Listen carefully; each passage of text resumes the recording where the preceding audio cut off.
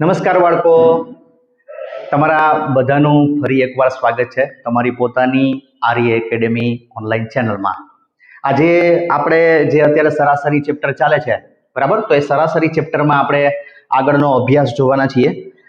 તમને ગયા વખતે આપણે સૂત્ર પછી સરાસરીના અલગ અલગ નામો આ બધી વાતોથી આપણે અને એક બેઝિક એક્ઝામ્પલ્સથી આપણે બધું ગણતરી કરી બરાબર। આજે થોડું એમાં કયા કયા લેવલના એડવાન્સ દાખલાઓ પણ પૂછાઈ શકે છે એનો આજે આપણે અભ્યાસ કરવાના છીએ। બધા જ જેટલા પણ અભ્યાસ તમારા અહીંયા આપણે કરવાના છીએ એ બધામાં હું તમને કંઈક ને કંઈક ટેકનિક્સ આપતો જઈશ, જેથી તમને એ પ્રકારનો જ્યારે દાખલો પૂછાય ત્યારે તમને ગણવું એકદમ સરળ પડે। ઓકે, તો ધ્યાનથી જોવાનો છે, સમજવાનો છે અને પછી તમારે તમારી વર્કબુકમાં એને ઉતારવાનો છે। ઓકે,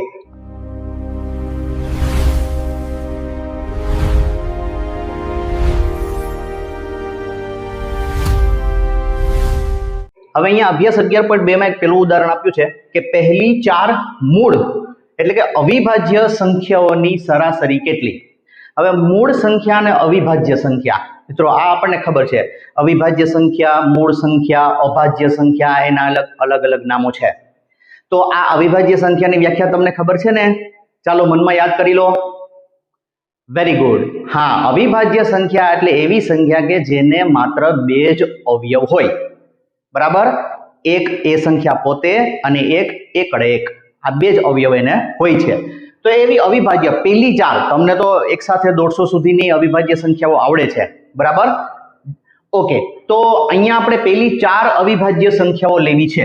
તો અવિભાજ્ય સંખ્યા હું પહેલા લખું છું, અવિભાજ્ય સંખ્યાઓ પહેલી 4 લખવાની છે। ચાલો શરૂઆત ક્યાંથી થશે? 2, પછી 3, પછી 5 અને પછી 7। આ પ્રથમ 4 કીધી છે આપણને, એટલે 4 જ લેવાની છે। તો આની આપણે સરાસરી શોધવાની છે। તો આ આપણું શું આવી? અલગ અલગ સંખ્યા આવી। તો આપણું સૂત્ર પાછું યાદ કરો। હવે સૂત્ર ઉપરથી આપણે જવાબ ગોતી શકશું। આપણું સૂત્ર તમને યાદ છે, તમારે દરેક વખતે લખવાનું છે, હું ખાલી યાદ કરાવું છું। સૂત્ર શું છે સરાસરીનું? હા, આપેલ સંખ્યાઓનો સરવાળો ના છેદમાં કુલ સંખ્યા। Very good. તો આપેલ સંખ્યા, આટલી સંખ્યા આપેલી છે, તો આનો સરવાળો કરીએ આપણે। 2 + 3 + 5 + 7 ના છેદમાં 4। 4 શું કામ? કારણ કે કુલ સંખ્યાઓ 4 છે। 4 અવિભાજ્ય સંખ્યાઓનો સરાસરી લેવાનું કીધું છે બરાબર છે। ઓકે, ચાલો તો હવે આનો સરવાળો કરીએ આપણે બરાબર। સરવાળામાં પણ મિત્રો જુઓ, તમે મારા દાખલાઓમાં હું સરવાળા કરતો હશો એની ટેકનિક તમે જોતા હશો બરાબર। સરવાળા હંમેશા 10 ના કાઉન્ટમાં કરવા બહુ સરળ પડે બરાબર।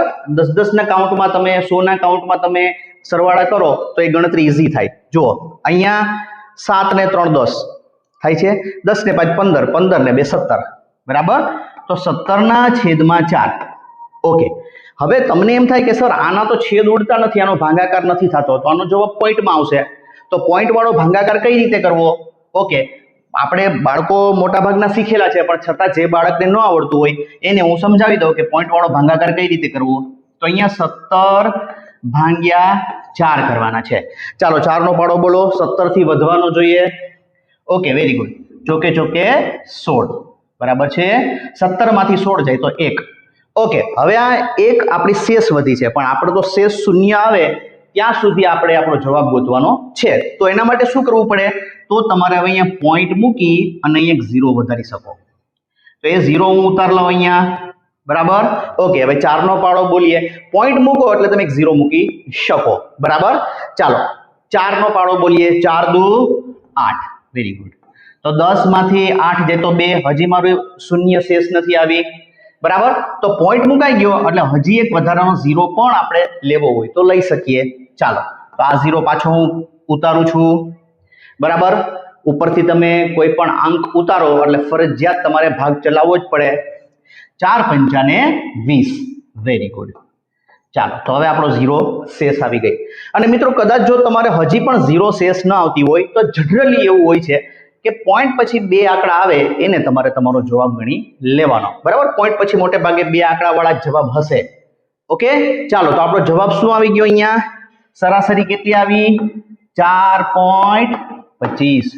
તો આપણો ડી ડેલી જવાબ સાચો છે। સમજાઈ ગયું? Very simple.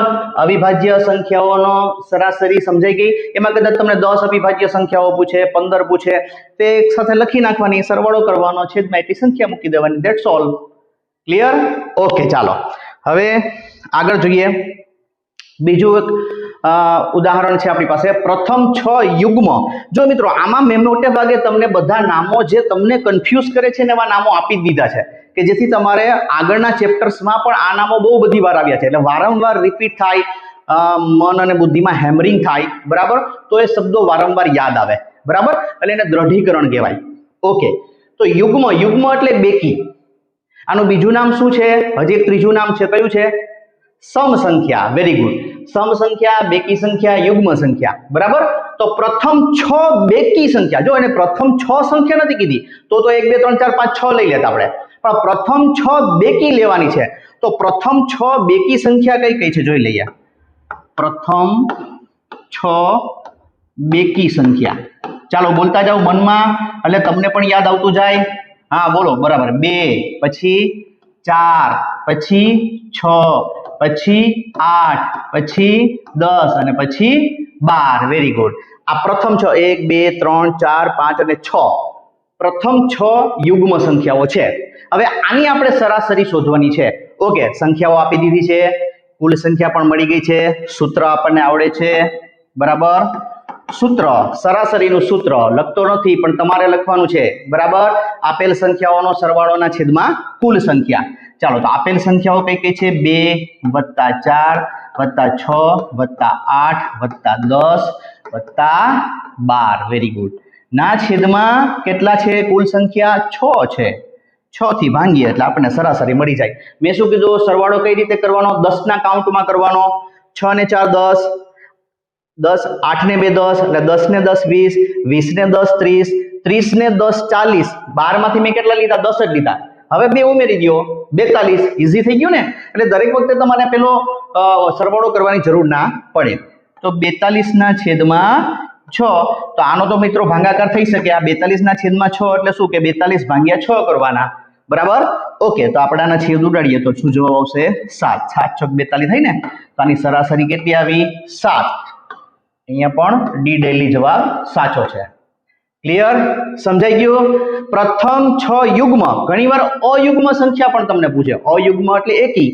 પ્રથમ 10 એકી સંખ્યા, વિષમ સંખ્યા, અયુગ્મ સંખ્યા એવું પણ પૂછે. તો પેલી 10 અયુગ્મ લેવાની. પેલી 10 અયુગ્મ એકી, એનો મતલબ કે 1 3 5 7 9 11 એમ એવી 10 લેવાની. સમજાણું? 1 2 3 4 5 નહીં, કારણ કે એમાં તો બેકી સંખ્યા પણ આવી જાય. એકી કીધી હોય તો એકી જ લેવાની, બેકી કીધી હોય તો બેકી જ લીધી કે લેવાની. અને જો અવિભાજ્ય સંખ્યા કીધી હોય તો અવિભાજ્ય સંખ્યા લેવાની. ક્લિયર? કે તમને ઘણી બધી વસ્તુઓ આજે નવી શીખવા મળી હશે અને આ બધી વસ્તુઓ વારંવાર રિપીટ કરવાથી તમારે આ સરાસરી ચેપ્ટર તમારા માટે એકદમ ઈઝી બની જવાનું છે. બધી જ વસ્તુઓ હું નાનામાં નાની એક એક વસ્તુ તમારા નાના બાળકોના મગજમાં વ્યવસ્થિત રીતે ઉતરી શકે, બરાબર? અમારા મોટા લોકોને પણ આ ઘણીવાર સમજવું અઘરું પડતું હોય છે, કારણ કે અમે 12મા ધોરણના ઘણા વાર વિદ્યાર્થીઓને પૂછીએ કે લસ્સા અને ગુસ્સા આનું આખું નામ બોલો, તો એ પણ નથી બોલી શકતા હોતા.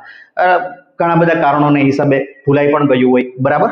તો ખાસ આ સમજવું જરૂરી છે, આ બધા કોન્સેપ્ટ. ક્લિયર? ઓકે, ચાલો, તો આઈ હોપ આજના દિવસ માટે આપણે આટલું રાખીએ છીએ, બરાબર? નિયમિત અમારી ચેનલને જોતા રહો, સબસ્ક્રાઇબ કરતા રહો, લાઈક કરતા રહો અને શેર કરતા રહો. Thank you very much.